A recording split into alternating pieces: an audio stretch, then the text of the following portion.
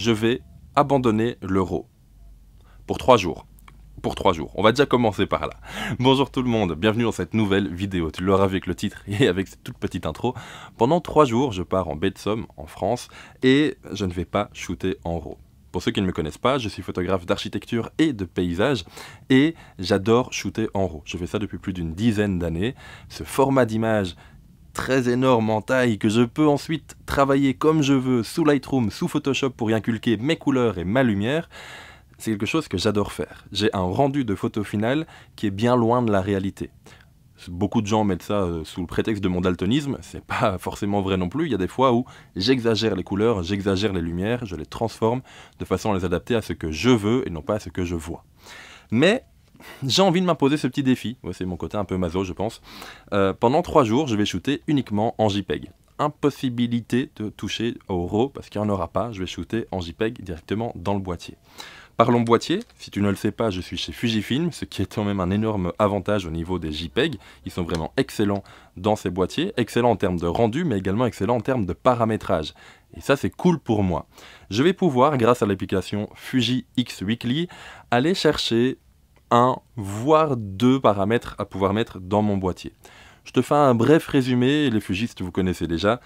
À l'intérieur des boîtiers Fuji, on a pour les JPEG des simulations de films qui sont en gros des filtres, c'est un mot très vulgaire, très banalisé, mais comme ça tout le monde le comprend. Des filtres qui sont donc inspirés de leurs anciennes pellicules photo, pour la plupart, pas toutes. On a donc par exemple de la Provia, qui est une ancienne pellicule et qui est maintenant une simulation de film dans le boîtier, de la Velvia et puis plein d'autres. Et dans Fuji X Weekly, il te propose des recettes de simulation de film. C'est un ensemble de paramètres qui se base sur une simulation de film qu'on va trouver dans le boîtier, plus tous les paramètres qu'on peut venir changer. Je pense au contraste, je pense à la haute lumière, à l'ombre, à la couleur, à la température, bref, à plein de choses pour pouvoir faire en fait une nouvelle simulation de film dans ton boîtier pour avoir ce rendu un petit peu à part. Donc oui, je vais shooter en JPEG demain, après-demain et vendredi, mais ce sera quand même des JPEG qui auront été un peu travaillés par avance. Voilà, comme ça, tout est clair. Je vais essentiellement me filmer au téléphone dans cette vidéo, c'est à mon avis le seul plan, peut-être le plan final pour une conclusion, mais bref, qui vont se faire ici en studio avec une belle caméra, un bon son et tout. Par avance, désolé si le micro du téléphone n'est pas toujours au top, mais le but c'est vraiment de m'enlever toute la partie vidéo de la tête pour me concentrer sur la recherche photo, et puis de temps en temps, il y aura peut-être des plans au téléphone, en vidéo, de façon à vous illustrer, ou peut-être à vous donner mon ressenti sur le terrain. Comme ça, vous savez tout. On est parti pour 3 jours, niveau matériel, ce sera la seule fois où j'en parle dans cette vidéo, comme ça j'enlève ça de ma tête également. Je pars avec le XH2, c'est mon boîtier principal, et avec 2 optiques, les Viltrox 27 et 75 mm 1.2. Voilà.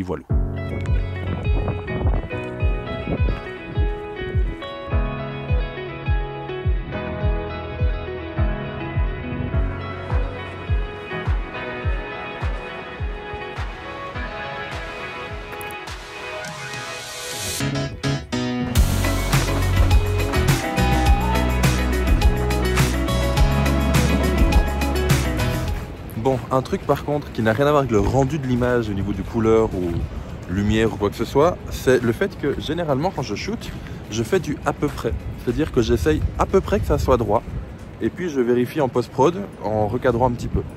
Mais ici, vu qu'il n'y aura pas de post-prod, en fait le plus gros problème c'est de mettre les photos droites. Bon, je pensais pas à ça, mais je dois y faire attention quand même.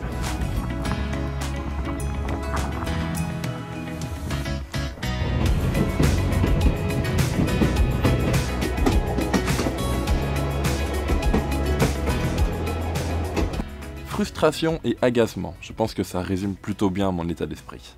Après 2 jours complets à shooter uniquement en JPEG, je dois bien vous avouer que j'ai ressenti une très grande insatisfaction. C'est un peu comme si mon travail n'était pas totalement terminé, c'est un peu comme si on m'enlevait ma photo une fois que je déclenchais.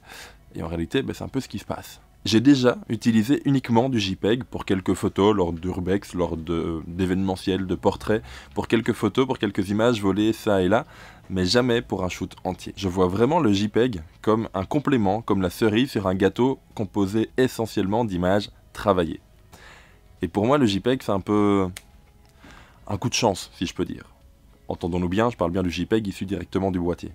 évidemment, quand je ressors une photo de Lightroom, c'est du JPEG. On est bien d'accord là-dessus. Soyons clairs, je ne dénigre absolument pas le JPEG ou ses utilisateurs, bien évidemment. Je ressens simplement d'aller un peu plus loin dans l'image que j'ai envie de développer en y inculquant ma vision de la lumière, des couleurs, du cadrage, bref, en faisant un petit pas en plus, en m'attribuant un peu plus l'image. Mais malgré toute cette déception, j'ai quand même tiré un point ultra positif. Ça va faire maintenant presque 15 ans que je fais de la photo, et en 15 ans, le développement des RAW est devenu un automatisme, presque quelque chose de routinier. Mais le fait de me l'interdire pendant 2-3 jours m'a remis en lumière toute son importance. Pour moi, le traitement RAW, le développement des RAW sous Lightroom ou quelques autres logiciels, m'a juste complètement manqué pendant ces 3 jours et fait partie intégrante de mon travail. Mon travail ne s'arrête pas au moment où je développe la photo. Mon travail s'arrête au moment où j'appuie sur clic droit, exporter, et puis je le mets dans un dossier, bien évidemment. Ce petit défi est donc pas vraiment une réussite, mais pas vraiment un échec non plus. C'est pas une réussite parce que, au départ du défi, avant de partir, je pensais vraiment me retrouver avec un système de prise de vue beaucoup plus allégé, beaucoup plus simple, et au final, j'en ai retiré que de la frustration. La plupart de mes photos, d'ailleurs, ont valsé à la poubelle. J'en ai pas gardé énormément de ces 3 jours en baie de Somme. Mais finalement, c'est pas vraiment un échec non plus, car il m'a vraiment remis un coup de boost pour me réatteler et pour retravailler correctement mes RAW sous Photoshop ou sous Lightroom. Là où, je vous l'ai dit, depuis quasiment 10-15 ans, c'est devenu tellement une habitude que je le fais sans vraiment y réfléchir. Maintenant, je sens que depuis que je suis rentré, je prends vraiment conscience de chaque paramètre, de chaque réglage que je vais inculquer sur mes photos. Bref, j'espère que cette petite vidéo un peu défi vous aura plu.